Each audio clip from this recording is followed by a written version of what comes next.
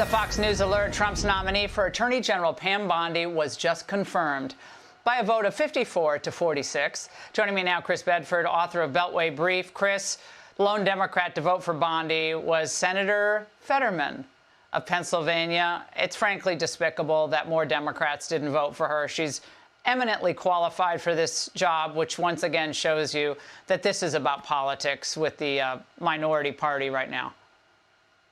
It is. And I actually wrote a Beltway Brief newsletter about this on Monday, whereas you compare to Biden's picks. There are all of his cabinet picks up through this week of February 2021. Only two Republicans voted against all of them. There's Senator Ted Cruz and Josh Hawley, neither of whom were ranking members at the time or committee chairs at the time. Now, if you look at it, there are a dozen Democrats, including ranking members and powerful Democrats who pretend to ask serious questions of nominees, who have voted against every single one of Donald Trump's nominees. They don't care about him having a cabinet. Right now, they're talking about holding up nominations to the State Department so that money can go to foreign countries. We are dealing with an extremely obstructionist party. Well, we always think of, the midterms are going to be bloodletting for Republicans because the party in power often loses seats in the midterms. But given how things are going, given how Doge and Musk and Vance and the whole crew are finding so much waste, more fraud, undoubtedly they'll find abuse, couldn't this actually be a real opening for Republicans with this team in place to build on this momentum that they found in 2024, Chris? That's how, if things keep going the way they're going, I think they're going to get more, not less popular. Boy, oh boy, oh boy, oh boy, oh boy. So we got to talk about Pam Bondi, who has been confirmed as the Attorney General of the United States. And Ms. Pam Bondi has wasted no time whatsoever doing exactly what President Trump and board czar Tom Homan promised the American people that they would do in order to stop the illegal immigration problem in this country, which is to defund the sanctuary city. And this is just a long line of promises made, promises kept by the Trump administration, something that they were telling the mainstream liberal media before Trump even got in office that, hey, this is what we're going to do, right? This is how things are going to work this time around. Take a look. The one thing that President Trump has been clear and consistent about this entire campaign is as soon as he gets into the Oval Office, he's going to sign the most comprehensive border security package by executive order in American history. These executive orders will not only fully shut down the southern border, stop illegal immigration, begin the mass deportation of illegal aliens and criminals in our country, they will also begin the process of eradicating the criminal cartel threat from this country once and for all, systematically dismantling every single transnational street gang that is raping, murdering, maiming, attacking, and otherwise wreaking havoc against our citizens. That bill will ensure that every single element of this government is committed to restoring our national sovereignty. State Department, Defense Department, Department of Homeland Security, the Department of Justice, FBI, ATF, DEA, ICE, and Border Patrol. The president has also been clear. He's going to drill, baby, drill. He said this from the beginning. He's going to unleash American energy. He's going to get control of the federal government, the federal workforce. He's going to bring workers back to their offices. He's going to end the travesty in which federal workers are pretending to work but are not actually working. They're at home watching Netflix while you're paying their salaries. He's going to make sure that the federal bureaucracy is accountable to the president and thus to the American people.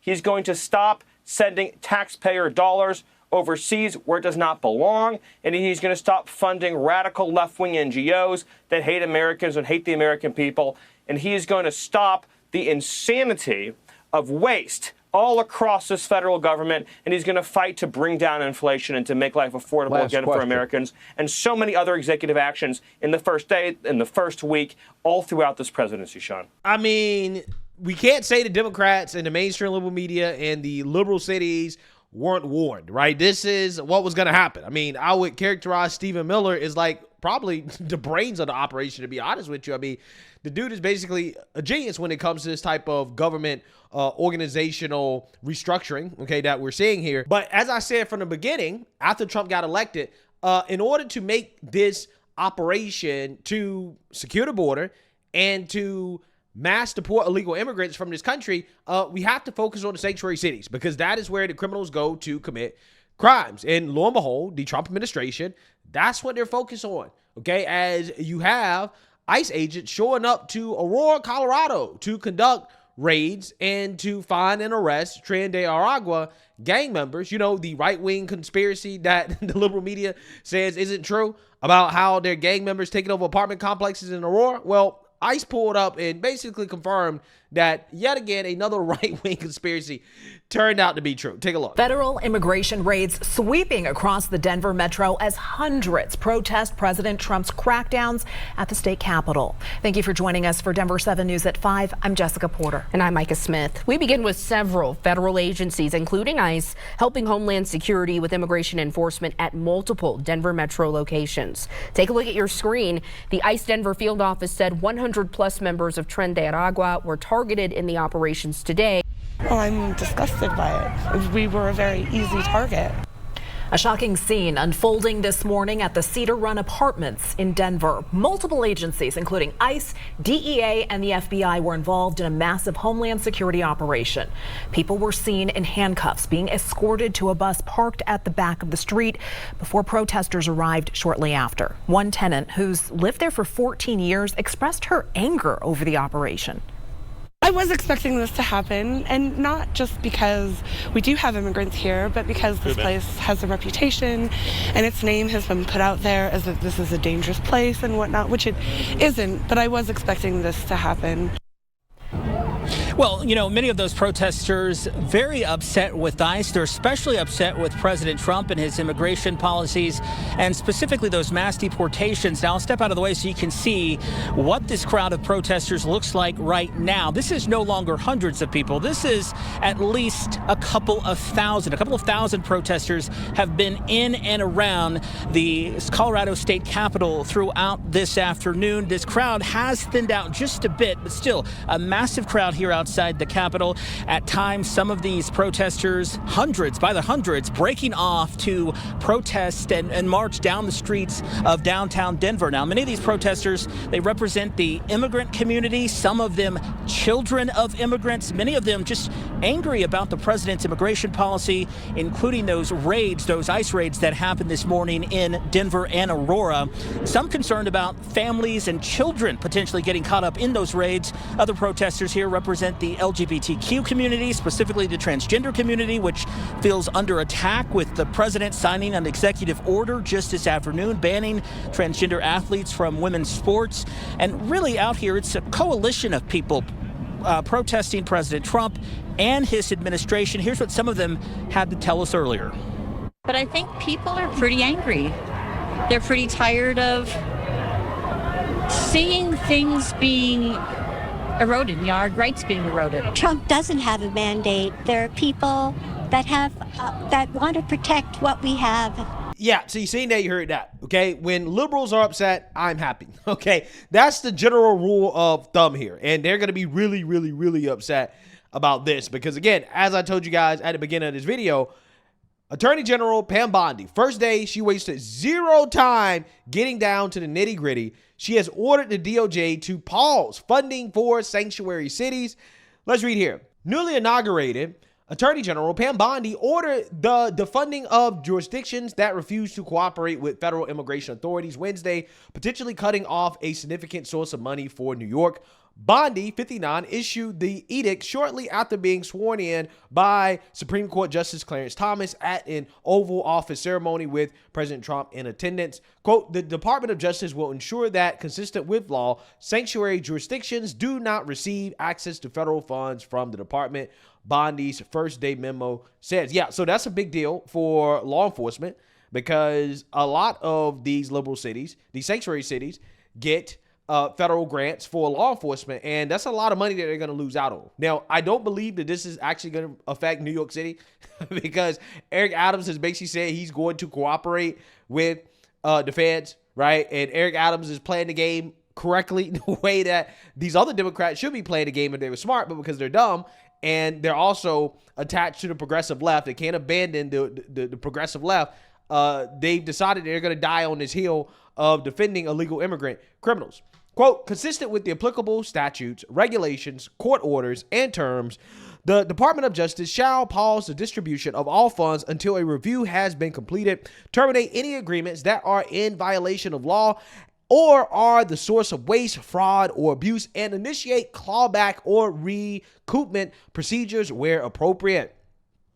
Both New York State government and New York City are sanctuary jurisdictions that do not cooperate with Immigration and Customs Enforcement, ICE, and deportation proceedings. Other sanctuary states include California and Connecticut, while major cities such as Chicago, Philadelphia, and Washington, D.C. also have such places. A relatively small share of funding flows from the Justice Department to New York State and local governments, but the declaration could further pinch budgets already tightened to provide housing and services for the surge of migrants who arrived under former President Joe Biden's more permissive border parole policies for asylum seekers.